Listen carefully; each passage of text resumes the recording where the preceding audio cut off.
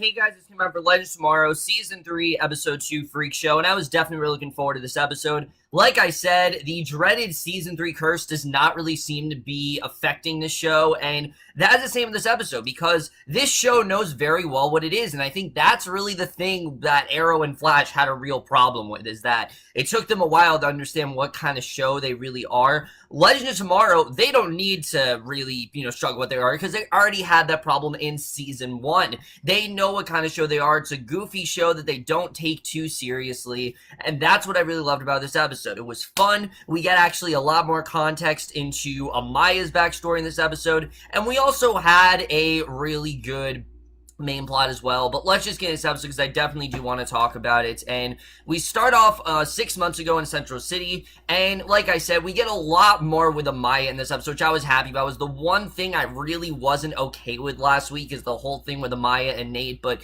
she's making dinner when Nate comes in, and she explains that she's making chocolate donuts for her from scratch, and he assures her that they're not for nothing. So they clear off the counter, they knock the dough on the floor. Nathan picks it up and tells Amaya he's going to the corner store to get donuts, and on the news, Channel 52 runs rare footage of Vixen, and Vixen is waging a one-person war against drug dealers, and I'm guessing that Amaya felt she had to somehow make this right, because she knows that Vixen is a very distant granddaughter of hers. So when Nate returns, he discovers that Amaya has actually up and left. And again, Nick Zano just does such a great job with his emotional range here. You can just see how heartbroken he is. I mean, 1 second he has this woman, and then she's gone, and needless to say, things are not great between them. So we then cut to the present day. We see Nate, Ray, and Jax. They're working on sensors to locate time anachronisms, because while they might have gotten rid of one of the anachronisms, it does not mean that everything is fixed. There are still many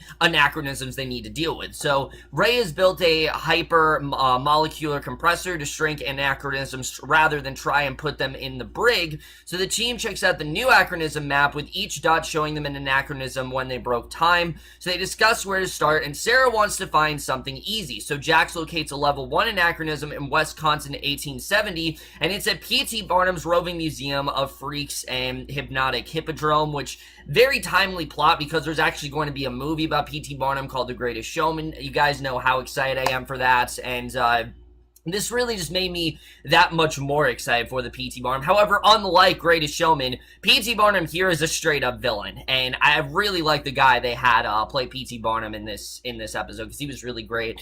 So the team arrives at the circus, and Nate suggests they check out the freaks, and immediately Stein just dismisses it as humbug, but Ray says that people want to be amazed, and Barnum begins the show, who Barnum, correct me if I'm wrong, but he actually was played by Billy Zane, which it was really cool to see him in this show. I actually really enjoyed what we got with him here. I thought he was definitely a lot of fun as this character. And like I said, Legends doesn't always do the greatest job of casting people, but this was definitely one of their better ones, and I actually really liked Billy Zane as P.T. Barnum. I thought he was a lot of fun here, and I thought, again, he fit right in. He really had the right amount of wittiness, and at the same time, you can tell this guy's not really a great guy. So he begins the show and introduces an instinct animal, and Nate, Jax, and Ray go looking for it, and Ray then finds feline feces and realizes that it's never been seen on Earth before. So he realizes what it is, and Sarah tells him over the earbud to contain it. So Ray finds a creature, which is a saber-toothed tiger in a cage, and again, this has not been seen before. So he's brought his shrink ray. Nate opens the cage door. The tiger wakes up, and Ray ends enlarging it instead of shrinking it, and it smashes out of the cage and runs off. And here's where we see that this isn't going to be the easiest job for them. And that's what I really like about Legends, is that they, like I said, they don't take themselves seriously, but the stakes are always high, and this is the perfect example of that. So back on the Waverider, the trio tells the others what happened, and Gideon reports that the anachronism has elevated to level 4, and Sarah warns that none of them actually have experience with animals, so they don't really know what they're doing, but she gets an idea and tells them to stay on the ship, and she takes the shuttle to Zambazi 1942 to ask Amaya to join them on one last mission. And I really like seeing Amaya here. You know, it was fine without her last week, but I was really hoping that Maisie Richardson-Sellers had not left the show because she was so great as that character, and we see that's definitely not the case. She's still around. She leads Sarah into a hut, says she can't go with her at first, and Sarah figures that Amaya's powers aren't the quickest way to handle it, that they need her because, you know, she can transform into different animals, and maybe she can find a way to tame this beast or figure out how to get it out of there. So Amaya says that her life is complicated, and I like the way they really showed how, important she really is to the team and how much they really do need her. So, and you know, how valuable she really is. So,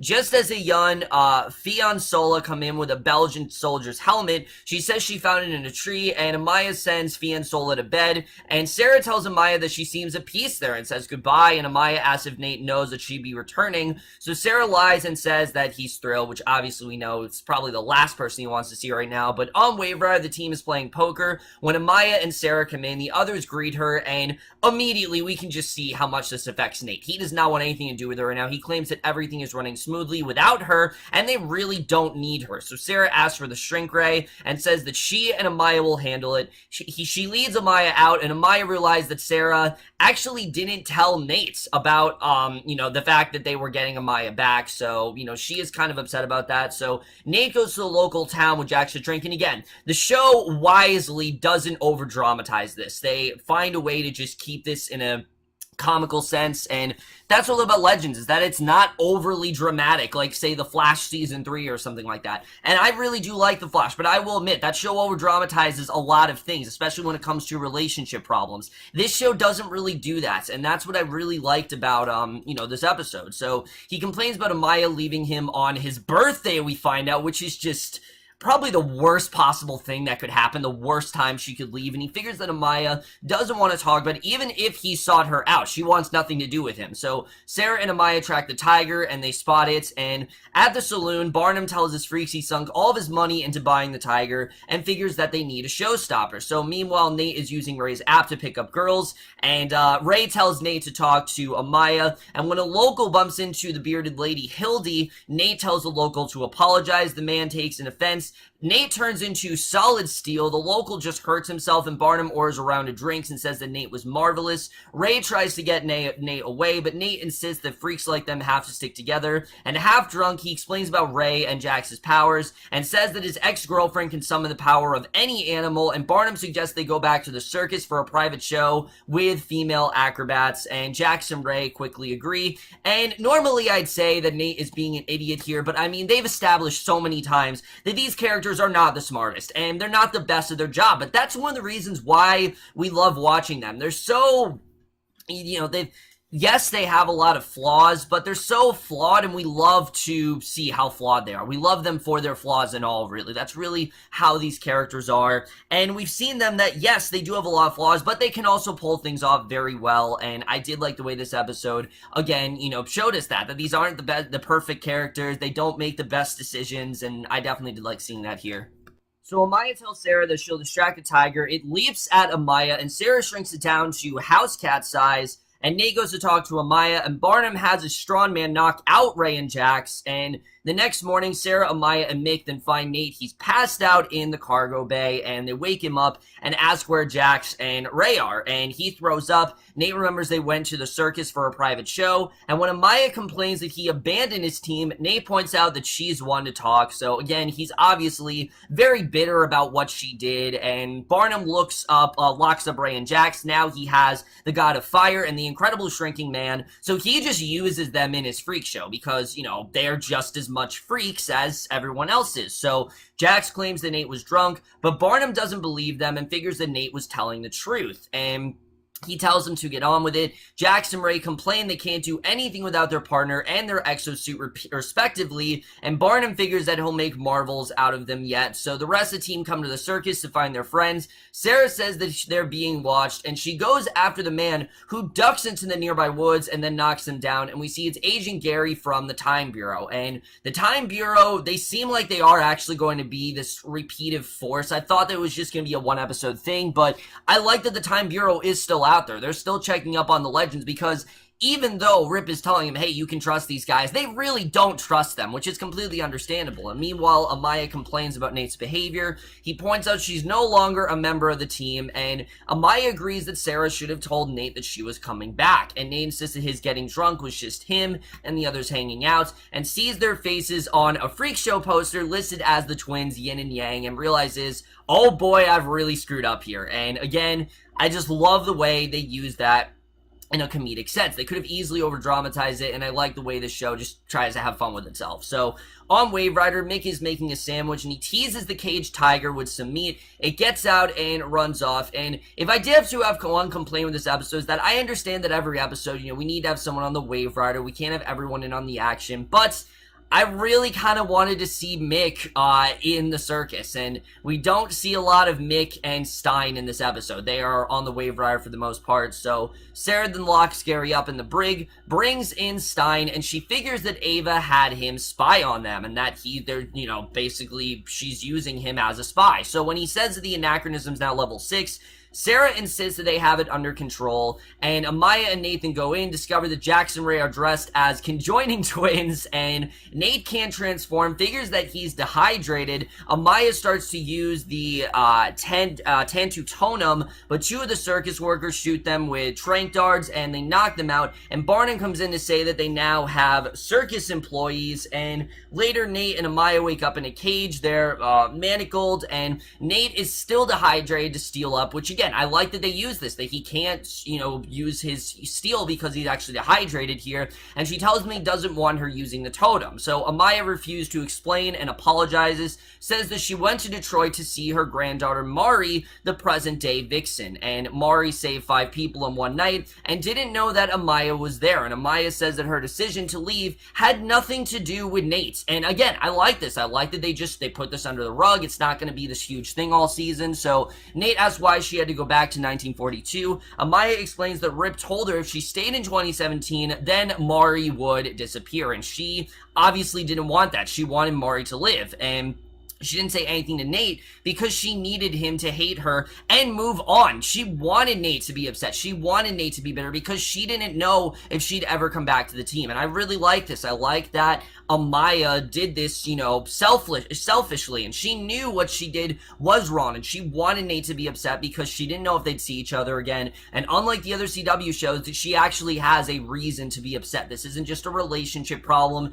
There actually is a very big reason why, and I really like the way they explored that here. So Gary then calls Sharp, who says that level 1 is escalated to a level 8. She realizes that he's on Wave Rider, and Sarah then aims a gun off screen at Gary because, again, Gary is just going to out them, and she doesn't want that. Gary says it's his fault that the anachronism escalated and assures Sharp that the Legends have things under control. And I love the way Sarah's holding him hostage here, and he's forced to kind of defend them. And once he hangs up, Sarah then punched him unconscious, tells Stein they just have to rescue the team. Sharp then teleports in, and Sarah tells Stein and Mick to save the others while she holds Sharp off. She then goes to confront Sharp, who tells her that she's under arrest, and Sarah says she'll break her arm if she tries to take her in, but Sharp isn't impressed, and the 2 women fight, and, Sharp really doesn't trust her at all. Like, she really doesn't think that they are fit to run this team, that they're fit to stop all these anachronisms. She really just doesn't, she doesn't even believe Rip, really, which, again,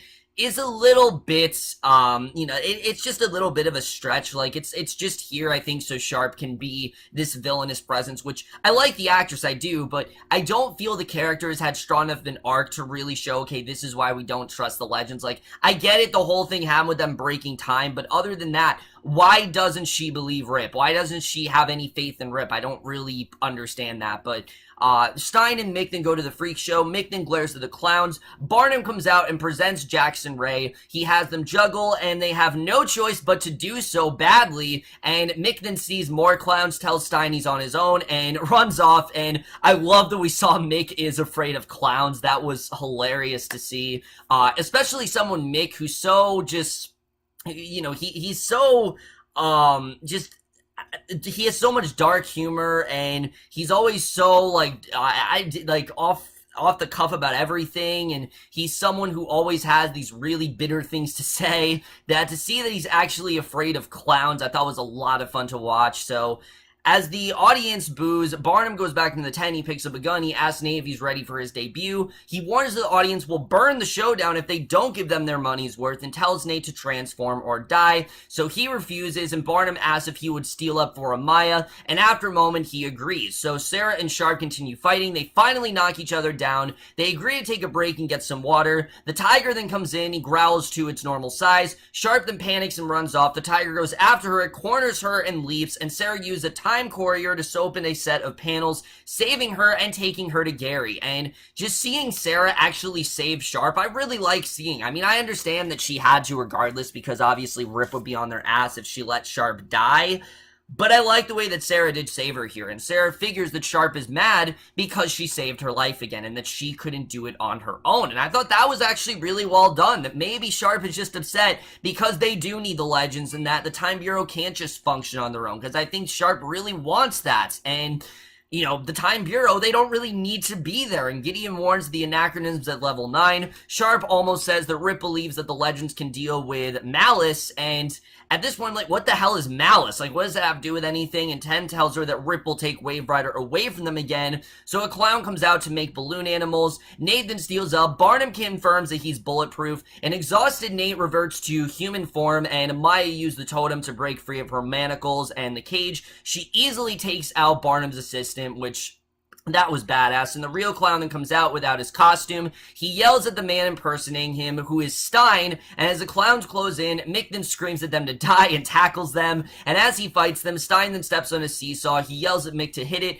Mick does so, launching Stein into the ring. He touches Jax's hand and they become Firestorm, and as the crowd cheers, a Berserker Maya then chases Barnum out of the tent. She slams Firestorm back when he flies at her. Nathan leaps in, tells her to fight whatever has possessed her and come back to him, and after a moment she gains control of herself. He hugs her. Barnum announced the finale and says that they had it all, and I really love seeing that. I thought it was a lot of fun to see them take down Barnum, but again, I like that just as much fun. They did have a lot of emotion here with Nate and Amaya, showing how these two really do need to work together, and I definitely did enjoy that. So that night, Wave Rider departs as the locals look on. Jackson Ray tells Sharp that the anachronism has been dealt with. Gideon has always communicated to the Time Bureau that they resolved the matter, and, you know, since Gideon did, then they know that it's, you know, the matter's been handled. So Sarah talks to Sharp privately. Sharp reluctantly congratulates her, but will be watching her. So it does seem like Sarah has convinced her, and I did enjoy seeing that. She denies saying anything earlier about a greater threat, then says the information is need to know, and when Sharp prepares to go, Sarah reminds her about Gary, and Sarah asks what she was really talking about when she was talking about malice, but again, Sharp doesn't really say anything. So Nate approaches Amaya about what happened, says that telling her the truth made him feel a little better, and they call the team together. Amaya explains that whenever she tapped into her powers, she could feel herself losing control. One day, she killed Belgian soldiers that threatened Zambezi, and she hunted them down when they tried to run. Sarah figures that Amaya came back to have a place to think, and Amaya says that something is wrong with the totem. She figures she's too dangerous to be around, but Sarah says that she's their teammate, and Sarah then tells the others that there's a greater evil coming than even the Time Bureau is afraid of, and after a moment, they all just burst off laughing because they wonder what could be more dangerous than Savage or Reverse Flash, and while they are joking around, we see that Sharp is being serious because a woman kneels before a river and chants. The nearby water rises up in the form of a elemental, and it walks the shore, forms into Kusa, and the woman says she's a follow of Malice, and they have to work together, and that is the way this episode ends.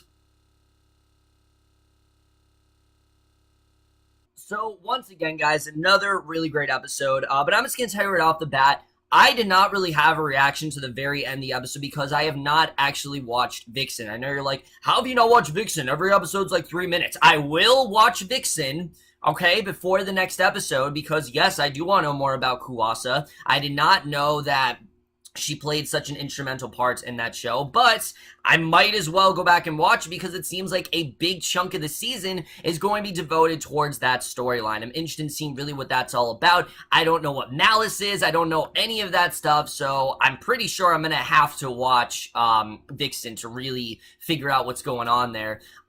other than that, like I said, I really like what we got with Amaya in this episode. I like that we realized the reason she left Nate wasn't because, oh, I was tired of you or I was upset about something. It actually had nothing to do with Nate. She actually left him for, to protect her granddaughter, because she wanted to make sure that Mari was alive and that Mari wasn't completely erased from history. And I really like seeing that. I like seeing that this was a purpose greater than Nate. It had nothing to do with him, and it perfectly keeps the show from these annoying CW cliches, which I will admit do permeate a lot of these CW shows. And I like that this show is better than that. It's finding a way to avoid all that stuff, and I definitely enjoyed that. Flash or Arrow, they would have had an entire season where Nate and Amaya weren't trusting each other, and then they would eventually go to trust each other. But now they're realizing that, no, they do trust each other, and that they actually do need to be together, and they actually do need to figure things out. And I really like them together. I think the two actors have really good chemistry, so I'm really happy to see Amaya's back on board. I'm looking forward to seeing what they're going to do with this plotline, because I think all of that is definitely very interesting. Now, what Malice is all about, I don't know, but I'm going to assume that it has something to do with Dark, because I know Neil McDonough, he was completely recently promoted as a main character, and I'm assuming they're not going to waste his talents. Like, when you have someone like Damien Dark, I think he probably is the main villain this season, but we'll just have to see the way that does turn out. We haven't seen him yet this season, so I could be completely wrong. Also, no sign of Tala, Ashe's character yet, Tomaz. I'm surprised they haven't shown her yet, but we still have seen nothing of her, so we'll have to see the way that does turn out as well. But like I said, what I really enjoyed about this episode, I really do like the complications with the Time Bureau. I think all that stuff is definitely very interesting, but they were definitely one of my weaker points to the episode as well, because as much as I do like the dynamic between Sarah and Sharp and how much Sharp didn't trust her, I didn't feel that Sharp's untrustworthy sort of attitude was really warranted here, because Rip is telling her that, oh, you can trust this team, that, they are fine, they're fine on their own. I think what Sarah said is true, that the Time Bureau kind of feels like they don't, have a place really in this world, because the Legends are just doing it for them. That I definitely understand, but I don't think it was as well shown as they could have been, and I think they could have focused on it just a little bit more than they really did. Other than that, I thought there was a lot of fun stuff in this episode. Like I said, Mick being terrified of clowns was just hilarious, especially someone as sardonic and usually so focused on, just violent stuff as Mick. I thought it was a lot of fun to watch that, and Mick is just such a fun character. I think someone like a Dominic Purcell, he is so much fun with this character, and I just love what we get with him. So I think stuff like that was fantastic to watch. And I actually really like Billy Zane, who played P.T. Barnum. And yes, I did get the Titanic reference. I totally understand what they were doing there. That was a lot of fun to watch. But Billy Zane, I thought, did a really good job as Barnum. He was intimidating, but you could also tell that he was trying to, pay for this, trying to get the best show for the audience. Didn't really seem to care much about the Legends, but I mean, that's just kind of who P.T. Barnum was. So I'm interested in seeing how they portray him in The Greatest Showman after this, for sure, because I am hearing he's not the greatest guy, but we'll have to see how that does turn out once, that's a completely different, thing, but it definitely did make me want to watch The Greatest Showman, after this episode. Overall, guys, this is just another really solid episode. I really am enjoying this season. I think this is so entertaining, and out of all of the CW shows, this is the one I'm enjoying the most, easily. I don't know if Arrow's going to be on the same level as last season, but if it's not, this is going to be the best of the CW seasons for sure. I'm really loving what we're getting here, and I'm definitely going to give Legends Tomorrow, Season 3, Episode 2, Freakshow, a B+. So over guys, this episode, Legends Tomorrow. Let me know what you guys thought of this episode overall. Loved your thoughts. And like I said, really loving this season so far. But that's my review. Hope you guys enjoyed. See you guys in my next video. And I will see you guys for that. Okay, bye.